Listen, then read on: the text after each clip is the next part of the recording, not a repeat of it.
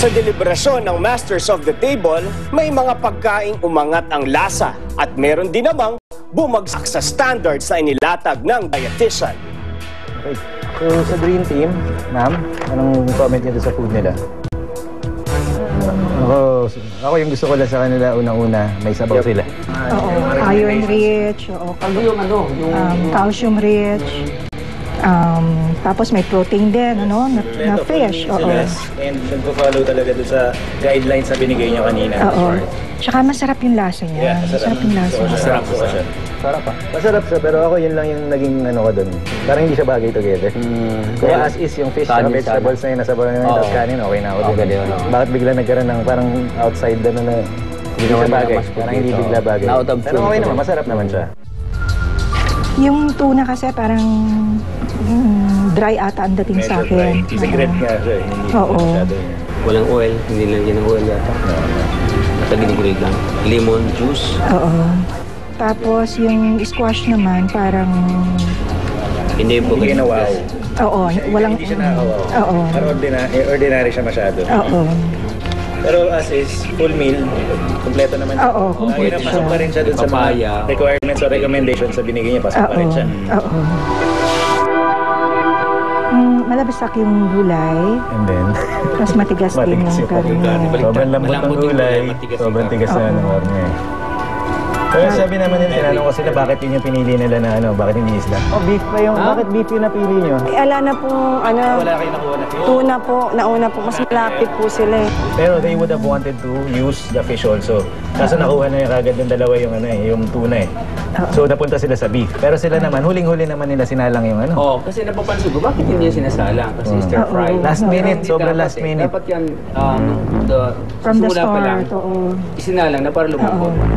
Kasi Pero- hindi yan tenderloin. Yeah, yun na nga. Top wrong. Yung stir fry talaga siya, pwede naman lutuin karne. Pwede mo siya lutuin a little bit raw para maging malambot siya. Pero again, yung requirement nyo kanina and yung recommendation nyo, karne ilulutuin nyo. Kailangan yung reminder nila kanina ni Miss Rosemary, kailangan malambot na malambot. As in malambot kasi mahina yung pantunaw tsaka mahina yung panguya nila. Pero yung ano lang yung manner of cooking dapat slow fire. Yeah, yun na.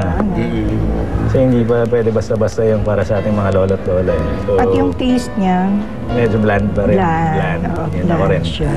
Now, in a way, okay naman yun sa mga elderly, no? Lalo na, sabi nga natin, bawas sa Salt, sodium, tsaka sa ganyan.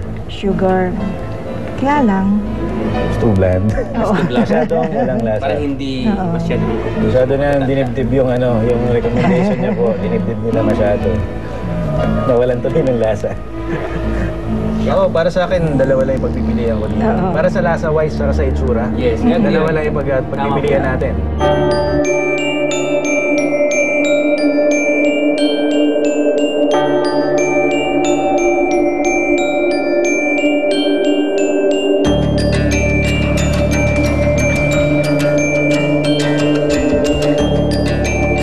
Cooks, welcome back. Congratulations sa inyong lahat. Napasaya niyo na todo ang ating mga lolo't lola dito sa shelter. Hindi dahil lamang sa mga pagkain hinihanda niyo, kundi dahil din sa mga nakakalimuang performance.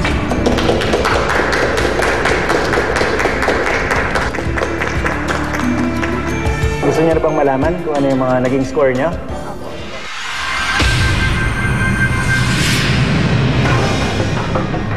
So, yellow team, unahin natin kayo. You got a score of 87.5. Purple team, you got a score of 74.5. And then, lastly, green team, you got a score of 90.5.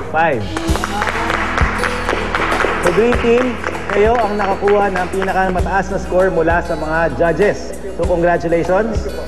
Nalaman namin kami pinakamataas na score. Parang sobrang saya na naman namin. Parang wow, naging consistent tayo. Parang ang ganda talaga ng tandem natin. Pero, green team and purple team, hindi kayo pumasok doon sa 1 hour na binigay namin. Hindi kayo natapos. Time's up! Hands up! Tigil lahat ng ginagawa. Wala nang gagalaw. Kaya.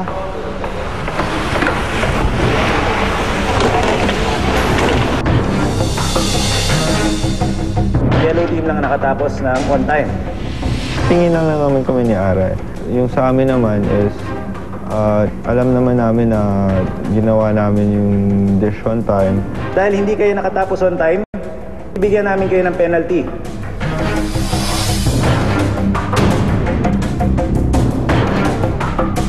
Green team saka purple team, babawasan kami kayo ng 5 points.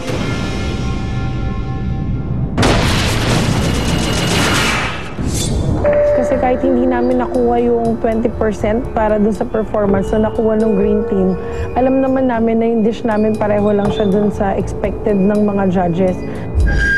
Tanggap naman namin yun kasi admit namin na hindi talaga kami natapos.